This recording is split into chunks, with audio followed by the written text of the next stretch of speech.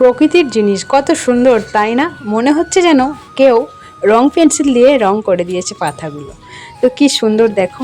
যাই হোক, সকালটা সুন্দরভাবেই শুরু হলো আর সুন্দরভাবেই শেষ হবে। কথাই আছে না, যার শুরু ভালো তো শেষও ভালো।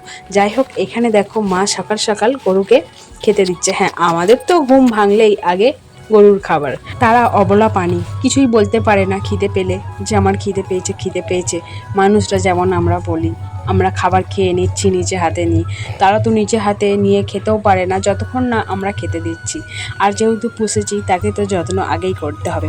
যাই হোক, তো দেখো অনেকটাই খড় খাওয়া হয়ে গেছে, একদম নাক ডুবিয়ে খাচ্ছে দেখছো। আর ডাবার মধ্যে মা জল দিয়ে দেয়, ওই রকম মিক্সচার মেখে দেয়, জলটাও বেশ ওর ভালো লাগে। যাই হোক দেখো, তারপর এখানে মা কিছু জামা প্যান্ট কেচে দিচ্ছেন, কারণ কি তার নাতনিদের জামা। তো মাই সব কাজ করে আর কি, মানে নাতনিদের জামাগুলো সব কাচাকুচি করে দেয়। তারপর দেখো গুটি গুটি পায়ে চললো মাঠে। হ্যাঁ, তো এখানে আছে আমাদের শশা ক্ষেত।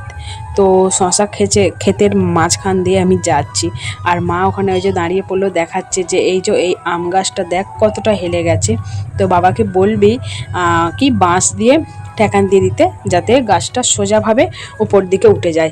আর যদি না মানে ঠেকান দেওয়া হয়, ওই বাঁশ কি বলে আম গাছটা কিন্তু নিচের দিকেই ঝুঁকে পড়ে।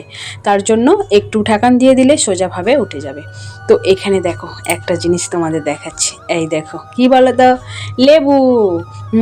তো কাদের কাদের ভালো লাগে ভাত দিয়ে লেবু খেতে, দারুণ কিন্তু ভালো লাগে। তো পাতি লেবু একদম, তো আছে যাওয়ার সময় নিয়ে যাব। যাই হোক, তো মা কোথায় চলে গেল, এই রে হারিয়ে গেল। না হারায়নি, মা কোথায় গেল বলো তো, এই বন জঙ্গলের মাঝে মা কিন্তু গেল গরুর জন্য ঘাস কাটতে।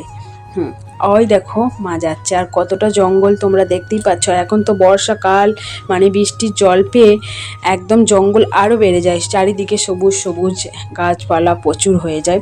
তো এই জঙ্গলের মাঝখান দিয়ে মা ওই যে যাচ্ছে, মাকে দেখা যাচ্ছে। তো এই দেখো, তো মা এখানে ঘাস কাটবেন। তো ততক্ষণ আমি অপেক্ষা করি, তোমাদের তো আজকে দেখাবই যে মা কখন আসে কি করে, তার জন্য ওয়েট করলাম। আর মা কিন্তু বসে বসে সময় কাটাতে ভালোবাসে না, কিছু না কিছু তো করতেই থাকে। তো দেখো ভাবছে যে এখন বসে থাকবো না, যাই গরুর ঘাসগুলো কেটে নিয়ে আসি। এটাই মনে ভাবতে ভাবতে বেরিয়ে পড়লো সংসারের সমস্ত কাজ গুছিয়ে নিয়ে, মায়ের যে কাজগুলো আছে আর কি। তো দেখো তারপরে মা চলে এসেছে ওয়েট করার পর। তো আমি অনেকক্ষণই এখানে দাঁড়িয়েছিলাম। তো মা ঘাসগুলো ফসফস করে কেটে নিয়ে চলে এসেছে। আর বড় বড় ঘাস তো অসুবিধা হয় না, বড় বড় মানে দল বলে এগুলোকে, বন একদম অনেকটা বড় বড়।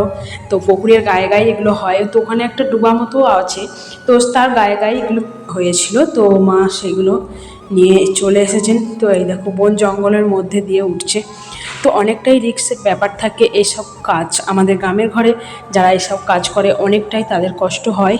তো দেখো বন জঙ্গলের মধ্যে এখনকার দিনে বুঝতেই পারছো কী কী থাকতে পারে এই বন জঙ্গলে।